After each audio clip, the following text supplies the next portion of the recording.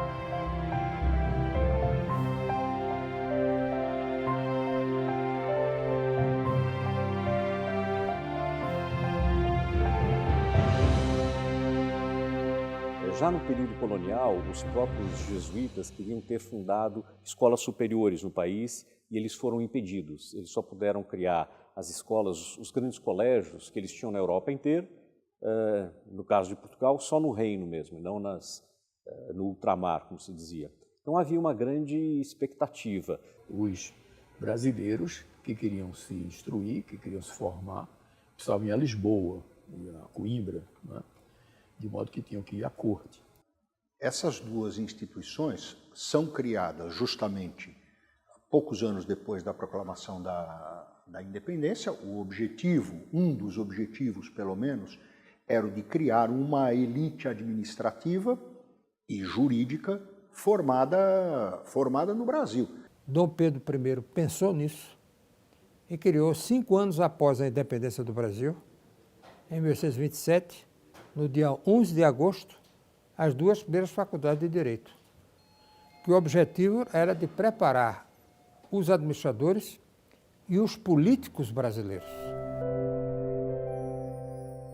Os cursos jurídicos eles foram criados em 1827, mas a discussão em torno da criação de uma universidade ou de um curso jurídico já antecedem esta data. Logo após a proclamação da independência, os estudantes brasileiros que estudavam em Coimbra eram bastante hostilizados. Como havia esse clima de hostilidade para estudantes brasileiros, para os brasileiros de uma maneira geral, mas principalmente para os estudantes de direito,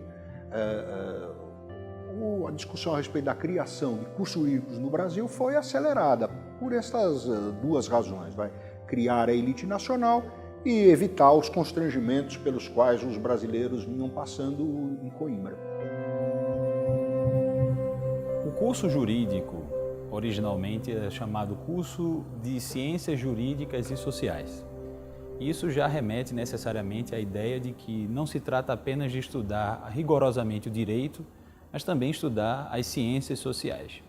As ciências sociais porque havia uma necessidade de uma formação voltada para a diplomacia, para uma burocracia, a organização social e organizacional administrativa no Brasil.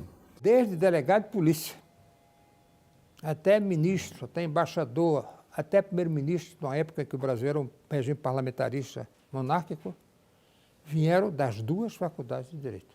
Claro que num país enorme como o Brasil, cada um queria puxar a faculdade de Direito para o seu estado, para a sua província, para a sua região. Houve uma grande discussão, a gente tem que pensar que no século XIX o país já é imenso e os meios de comunicação são muito restritos comparados aos de hoje.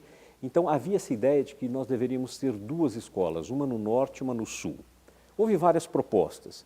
Uma delas era de que a universidade e as faculdades, para começar, ficassem no Rio de Janeiro. Mas alguns alegavam justamente que ela ficaria muito próxima do poder, muito próxima dos órgãos de poder. E talvez fosse melhor elas ficarem mais afastadas. Então há várias razões pelas quais, no fim, eles decidem criar uma faculdade no sul e uma faculdade no norte, como eles diziam naquela época. Acabou prevalecendo a tese de que São Paulo e Olinda seriam os lugares mais adequados.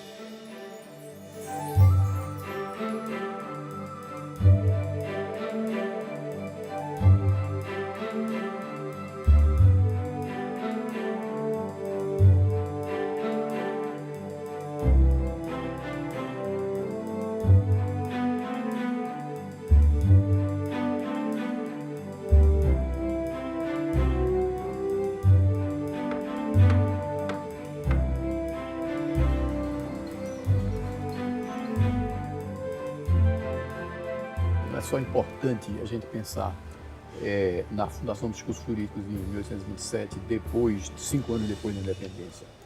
É interessante a gente relacionar também com os episódios de 1924. Se deixasse Pernambuco de fora, Pernambuco é um estado que sempre se caracterizou por se rebelar contra ingratidões e contra posições adversas do governo central. Por isso, Pernambuco perdeu 2/3 do seu território. Toda a província do São Francisco, o estado de Alagoas, que integravam a província de Pernambuco, foram tirados como punições. Pernambuco se levanta contra a Constituição de 1824, achando que ela era ilegítima, porque não tinha sido resultado de uma Assembleia Constituinte, tinha sido dada, outorgada pelo imperador, e Pernambuco pega em armas contra isso. E conquista o Nordeste, e esse movimento se difunde pelo Nordeste. Organiza-se isso que se chama Confederação do Equador, que teria redundado, se fosse vitoriosa, num outro país, numa divisão do Brasil, não é? E foi derrotada.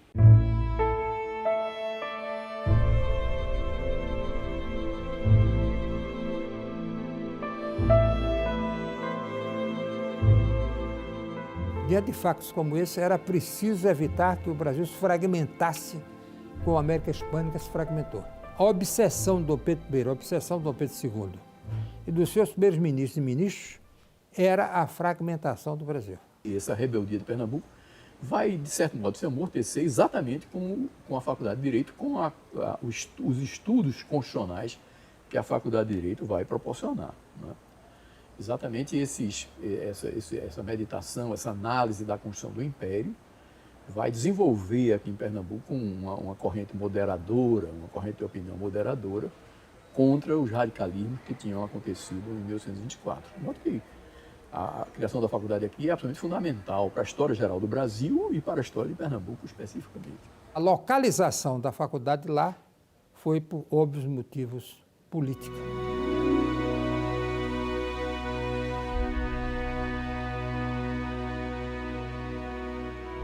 Em Olinda, em função da independência, da importância que a antiga capitania hereditária, situada em Pernambuco, teve, era mais ou menos natural. Havia uma influência muito grande daquela região em todo o Nordeste do Brasil.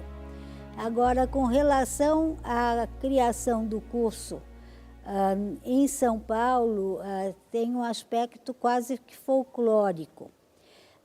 Vários argumentos foram apresentados pelos conselheiros ao imperador Dom Pedro I, argumentos que iam desde o fato de que o clima aqui era mais frio e, portanto, as pessoas se sentiriam mais à vontade, até o argumento de que, como aqui era uma cidade muito pequena, que vivia da pequena agricultura, não haveria distrações para os alunos, eles não teriam mais nada para fazer, a não ser estudar direito.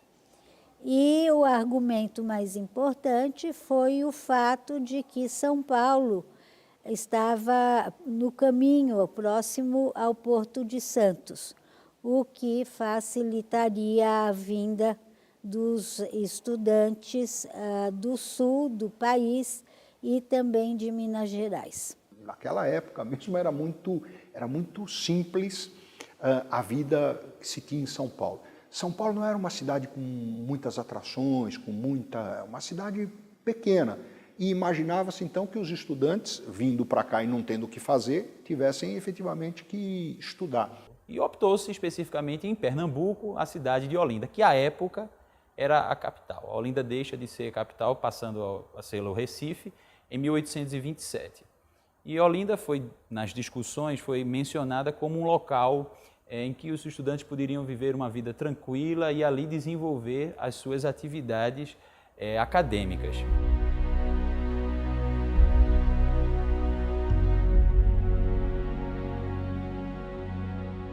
Em 1825, o presidente da província, Lucas Antônio Monteiro de Barros, ele, já pensando em que a província solicitasse também, participasse, né, daquela discussão para receber a Academia de Direito, ele resolveu investir na educação. E, dentre as atividades, dentre a infraestrutura, ele criou a primeira biblioteca pública de São Paulo em 1825, com a coleção adquirida do bispo Dom Mateus de Abreu Pereira, que havia falecido em 1824, e ele colocou esta coleção junto com a Biblioteca dos Franciscanos, né? Então, em 1825, nós já tínhamos uma biblioteca pública. Quando da discussão dos cursos jurídicos, o Arouche Rendon, que era deputado, ele defende São Paulo, dizendo que aqui tinha sim uma infraestrutura e que nós tínhamos uma biblioteca muito boa, que já contava com cerca de 5.000 volumes.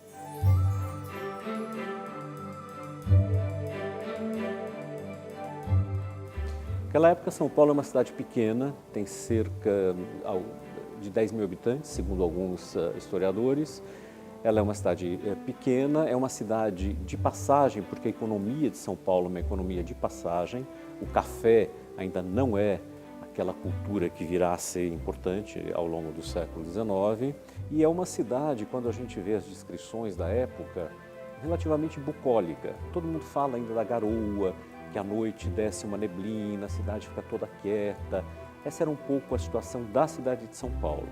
O país, por sua vez, tinha uma elite intelectual, se eu pudesse dizer assim, muito pequena ainda, né? Justamente porque não havia escolas, não havia universidades, não havia cursos superiores. Esse era um pouco o panorama do país, tanto em termos culturais, quanto a cidade de São Paulo, uma cidade muito pequena, provinciana, calma. Alguns diziam que essa era uma das vantagens de mandar os alunos para cá.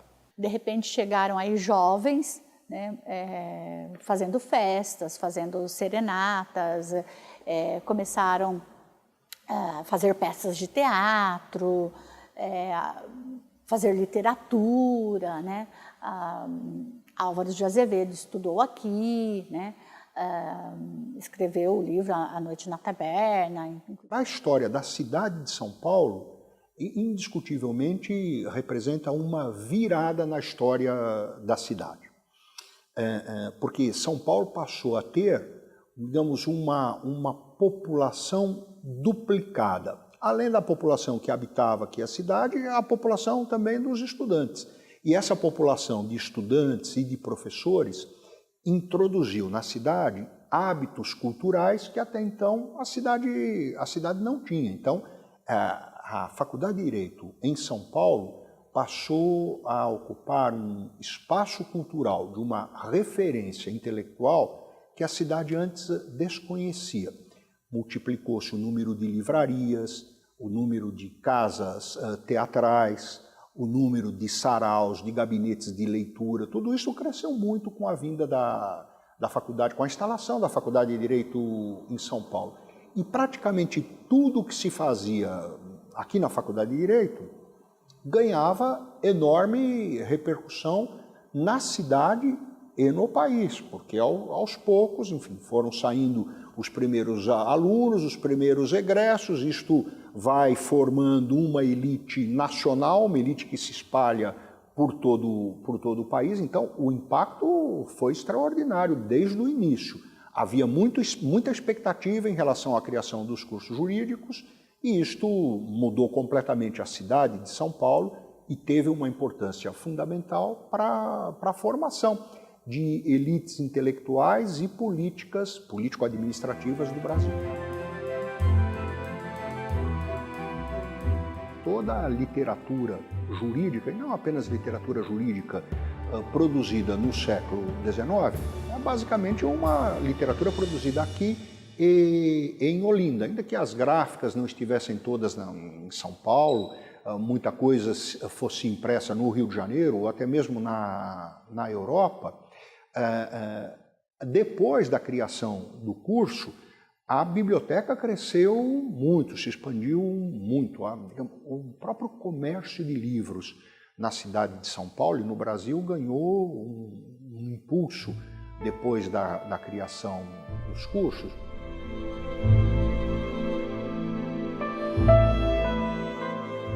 No início da academia, era a convivência conflituosa entre o primeiro diretor, né, o Arouche Rendon, e o primeiro professor, o Avelar Brotero. Né. O Arouche Rendon já era um senhor de idade, né, não era jovem, então ele talvez tivesse uma certa dificuldade no relacionamento dele com o Avelar Brotero. O Avelar Brotero parece que meio irritadiço. Então isso tem nos manuscritos, na história da academia, inclusive o Arouche Rendon solicitando ao imperador, né, que ele queria deixar a direção da escola porque ele não aguentava mais. Então tem situações bastante pitorescas, né, dessa convivência.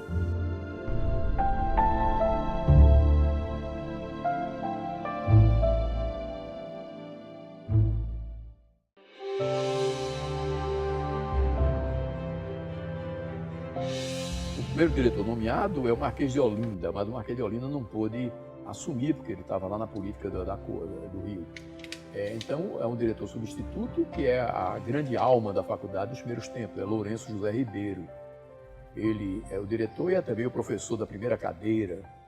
E ele é um grande comentador da construção do Império, porque ele é uma grande alma aí personaliza bem a faculdade nesse começo. Mas houve outros grandes nomes na fase olindense, Pedro Altran, por exemplo, um nome que é básico em matéria de direito processual, que é Paula Batista. Há grandes nomes da faculdade na primeira época de Olinda. Também na época do Recife, mesmo antes de Tobias, também houve grandes nomes.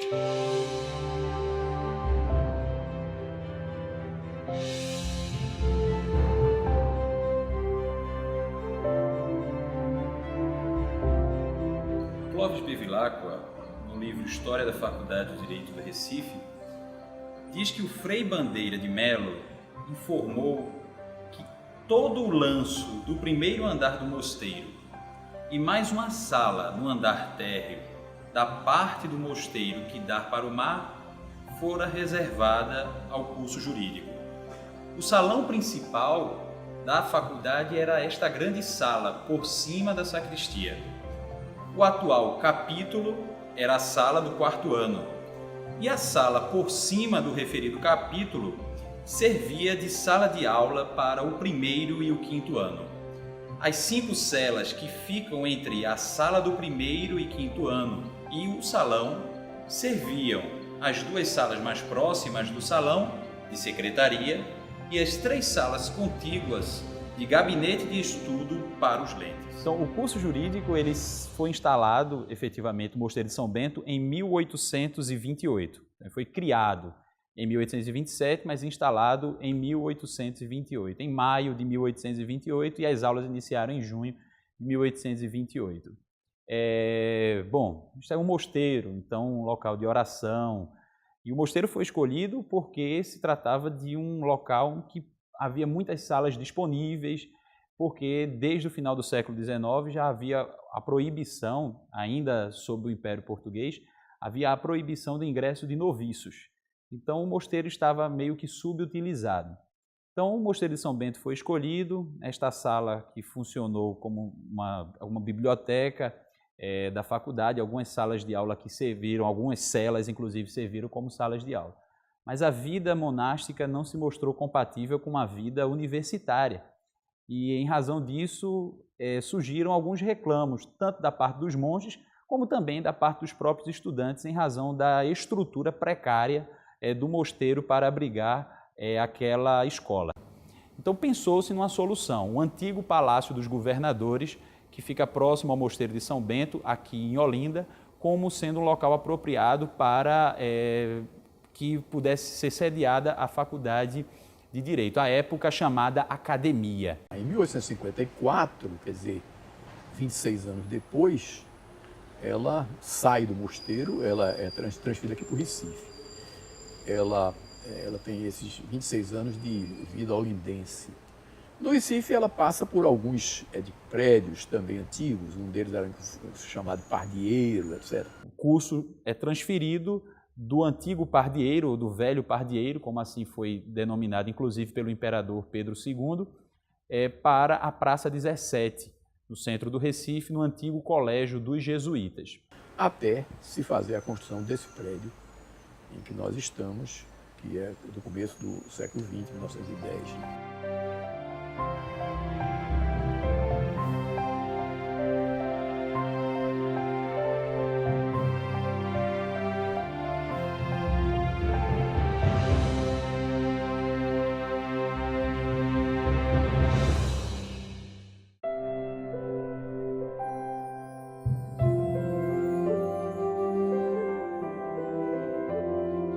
A primeira geração que se forma aqui em 1831, já nos anos 40, 1840, começa a produzir não só obras de direito, mas também legislação. Então, acho que esse impacto buscado foi alcançado. Quando nós chegamos no fim do Império, por exemplo, já tem gente que fala que nós não precisamos mais de tantos bacharéis, porque vários cargos que eram exclusivos dos bacharéis, particularmente na magistratura, já estavam preenchidos. Portanto, durante o Império, ela cumpriu plenamente essa função e, na minha opinião, continuou cumprindo nos anos seguintes, na República, na Primeira República e em seguida. A liderança foi sempre, pelo menos, digamos, no século XIX e na primeira metade do século XX, a condução do país nasceu das faculdades de Direito. Eu acrescentaria até que mesmo a condução em termos econômicos, porque nas faculdades de Direito se estudava economia política, finanças. Então, os primeiros economistas foram, pelo menos uma boa parte deles, formados nas faculdades de Direito.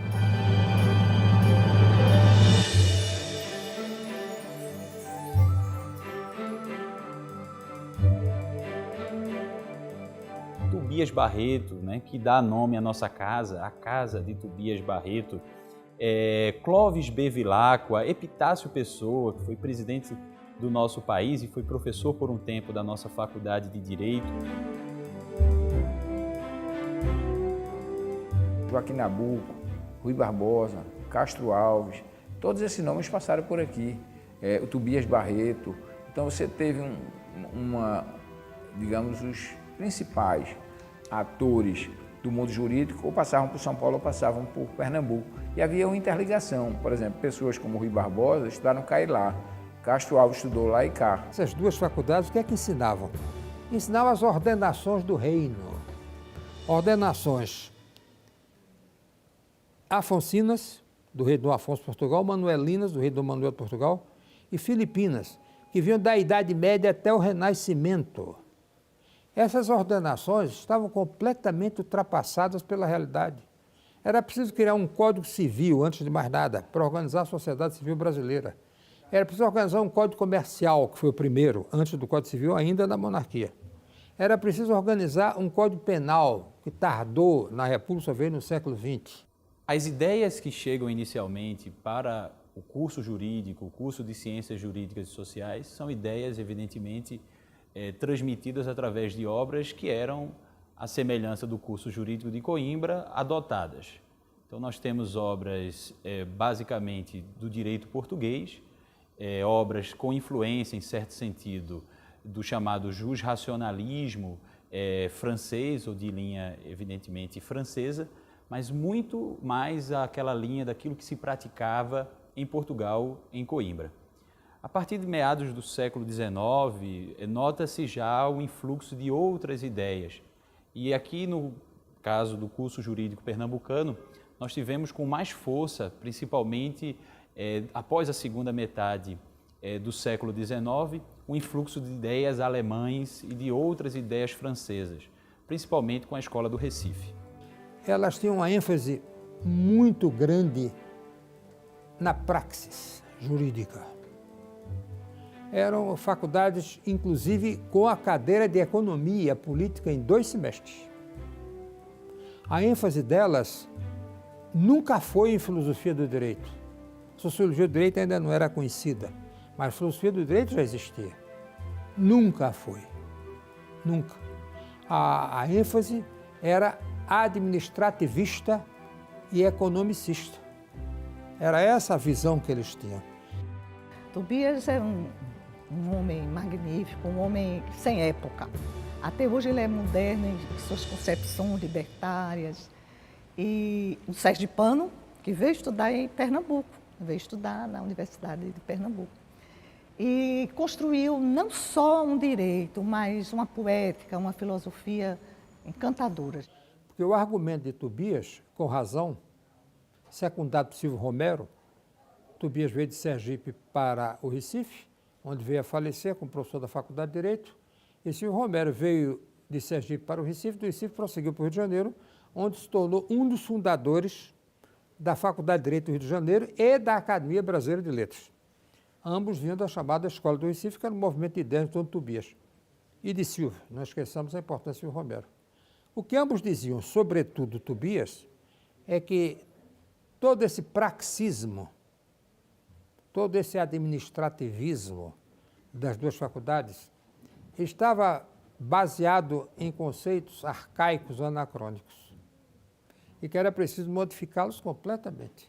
Ver o Brasil não só do ponto de vista do Estado, mas do ponto de vista da sociedade. Daí que Clóvis Bevilacqua, aluno e discípulo, confesso, de Tobias Barreto, se tornou o autor do primeiro Código Civil brasileiro. Ele já estava transferido ao Rio de Janeiro, onde tinha se tornado consultor jurídico do Itamaraty, já naquele tempo. E só recentemente tivemos o novo Código Civil, atualmente vigente, já no século XXI. Clóvis Bevilacqua participou da criação do nosso direito comum, nosso direito civil, era um estudioso do direito formidável. Temos uma tendência para fazer uma leitura muito crítica da formação das elites brasileiras e acho que, em parte, essa crítica é uma crítica pertinente, é uma crítica procedente. É possível que na história do ensino superior, em outras localidades, e é possível que esse seja até o caso português, acho que a universidade foi pensada, esteve atrelada a projetos nacionais. Não é diferente a situação brasileira e não é diferente a contribuição que as escolas de direito de São Paulo e de Olinda e de Recife ofereceram. Mas, ao longo do tempo, acho que esta não seria uma crítica completamente leviana, a preocupação passou a ser muito mais com a formação de uma elite privada e não com a formação de uma elite que pensasse os problemas do país, a administração pública, as lideranças políticas, muito mais uma elite que atendesse a interesses privados da própria elite do que uma elite preocupada com os interesses públicos, com os destinos políticos da nação. Então, há muita crítica em relação a isso. Mas, de outro lado, não é tarefa fácil para um país da dimensão do Brasil manter, ainda que isso tenha custado muito, manter a unidade política, a unidade nacional, a unidade linguística, com um território do tamanho que é o território brasileiro. Quem fez isso? Foram elites formadas aqui, formadas em Olinda. Isto tem seus méritos, e nós não podemos deixar de lado o papel que os cursos jurídicos tiveram para isto, né? A história do Brasil, a história político-institucional do Brasil, é uma história muito vinculada aos nossos cursos jurídicos.